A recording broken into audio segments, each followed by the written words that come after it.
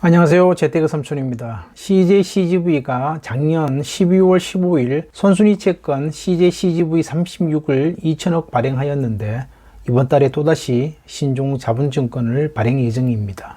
프리미엄 회원분 몇 분이 매수해도 될지 의견을 물으시는 바 제 생각을 간단히 전달하고자 합니다. 이번 발행 채권은 CGV39 신종자본증권입니다. 신고서 제출일은 3월 5일, 수요 예측은 지난 3월 6일 진행되었으며 발행일은 3월 15일 예정입니다. 발행액은 1200에서 1300억, 만기는 30년 영구채 개념이나 2년 콜옵션이 부여되어 2년 만기로 보시면 됩니다. 그리고 매월 이자 지급 시기 아닌 3개월 이표채입니다. 본 채권의 신용등급은 A급이 아닌 BBB 플러스입니다. 신종자본증권, 즉 영구채는 선순위 채권 등급보다 한 단계 아래가 됩니다. 따라서 표에서 본 바와 같이 선순위가 A-이므로 발행 예정 신종자본증권 채권은 BBB 플러스 등급이 주어집니다. 예상금리 밴드는 6.8에서 7.3% 범위였는데 3월 6일 수요 예측에서 최상단 7.3%로 확정되었습니다. 발행액 1200억 대비 수요 예측 참여가 240억 수준에 그쳤기 때문인데 리테일에서 소화하는 것을 목표로 하고 있습니다. 앞서 발행된 CGV36 2년물도 개인 상대 리테일에서 전량 소화되었습니다. 만약 1차 콜옵션이 실행되지 않는다면 표면금리 7.3%에 3%의 가상금리를 플러스하는 조항이 있어 채권 수익률은 10%가 넘어가게 됩니다. 발행일 전까지 거래하시는 증권사에 매수 희망하시면 액면가 만원에 10원에서 30원 정도의 수수료를 붙인 가격으로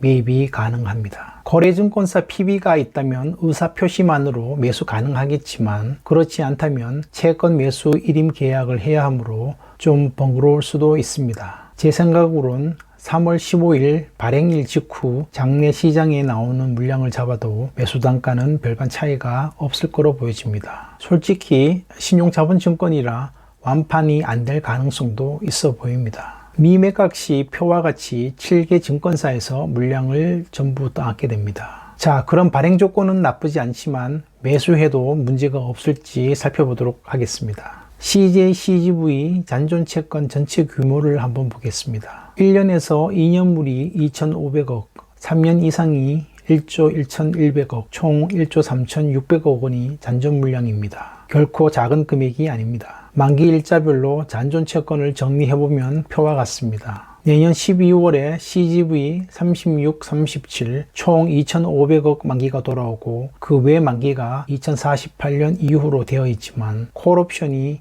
발행 후 2년에서 5년 정도로 모든 채권에 부여되었기 때문에 만기는 계속해서 돌아오게 됩니다. 매 회차별 만기를 정확히 숙지할 필요가 있습니다. 제가 지난 영상에서 CGV36을 그래도 긍정적으로 말씀드린 것은 선순위이며 매월 이자 지급 방식, 7%대 발행금리도 이유였지만 가장 큰 사유는 돌아오는 각 채권의 만기를 계산해 볼 때 CGV36 발행 만기인 2년 안에는 다른 회차에 차환 발행 리스크가 없었기 때문입니다. 즉 다른 채권을 막아야 할 일이 없다는 것입니다. 그래서인지 리테일에서 별 어려움 없이 소화되었고 보시는 바와 같이 현재 가격은 1180원에서 190원 레인지까지 상승하여 꾸준히 거래되고 있습니다. 적잖은 분들이 회사 부도 가능성을 언급하며 부정적이었지만 2년 안에 당장 무너질 회사는 아니라고 판단했었습니다. 반면 이번에 발행하는 신종자본증권 39는 본채권 만기 시점 3개월 전에 CGV36, 37 총 2,500억 원을 막아야 합니다. 그 후 본채권 39 만기가 도래하여 다시 1,200억을 막아야 합니다. 25년 12월 15일부터 26년 3월 15일 3개월 사이에 3,700억을 처리해야 하는데 그 사이 영업이익이 나빠지거나 회사 평판이 악화된다면 다소 차환 발행에 노이즈가 발생할 수도 있을 것 같습니다. 그리고 이번 39 신규 발행 용도가 기존 채권의 차환 발행용이 아니라 운영자금으로 전액 사용된다는 점도 기억해야 합니다. CJ-CGV는 월트 디즈니 컴퍼니 코리아 등 배급사에게 1,000억 이상 규모의 영화 상영 부금을 납부해야 합니다. 즉 기존 채권 상환용이 아니라 쓰면 사라질 용도의 채권이라는 것입니다. 기존 채권 상환용은 새로 발행함으로써 기존 채권 채무가 하나 사라지지만 운영자금 용도라는 것은 신규로 채권 채무가 하나 더 늘어나는 것이므로 좋은 내용은 결코 아닙니다. 반면 이번 신종자본증권 39는 이례적으로 영구채이면서도 순위에서 밀리는 후순위채는 아닙니다. 표에서 보듯이 발행회사가 향후 발행하는 일반 사채와 그 지급에 있어 동순위임을 명시하고 있습니다. 그러나 콜옵션이 2년으로 되어 있는데 만에 하나 자금 사정이 악화되어 콜옵션을 행사하지 않을 경우 혹은 워크아웃 등의 이벤트가 발생하여 채권이 주식으로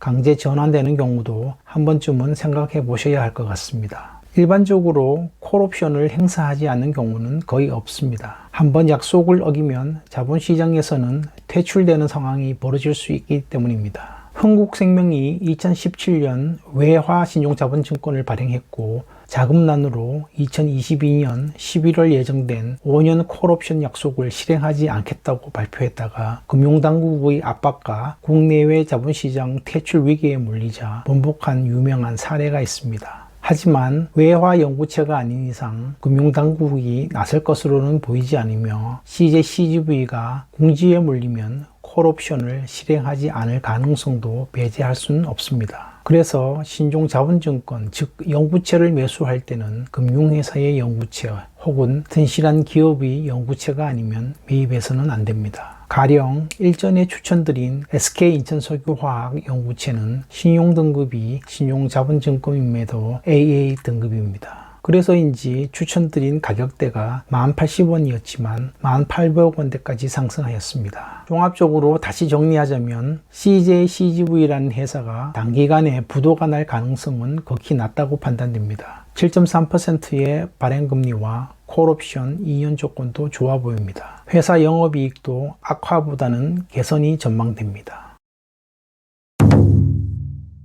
그러나 첫 번째, CJ CGV 39호는 금융채가 아닌 일반 회사채 신종자본증권으로 신용등급이 A가 아닌 BBB 플러스라는 점. 두 번째, 만기 이전에 기존 36, 37호 차환 발행이 2,500억 이루어져야 한다는 점. 세 번째, 만에 하나 영업이익 악화 등으로 워크아웃에 들어갈 경우 해당 채권은 최우선적으로 주식으로 강제 전환되어 감차될 수 있다는 점을 감안하여 추천드리지는 않겠습니다. 조금 수익률이 낮아지더라도 CGV 36을 매수하는 것이 더 현명한 선택이지 않을까 생각합니다. 채권 투자 시에는 수익률 1% 더 받는 것에 집착하지 마시고 안전성을 최우선적으로 고려하셔야 합니다. CJ CGV 채권 매수 시에는 복잡하게 생각 마시고 만기가 26년으로 넘어가지 않는 채권만을 고려하시기 바랍니다. 판단에 도움이 되셨기를 바랍니다. 감사합니다.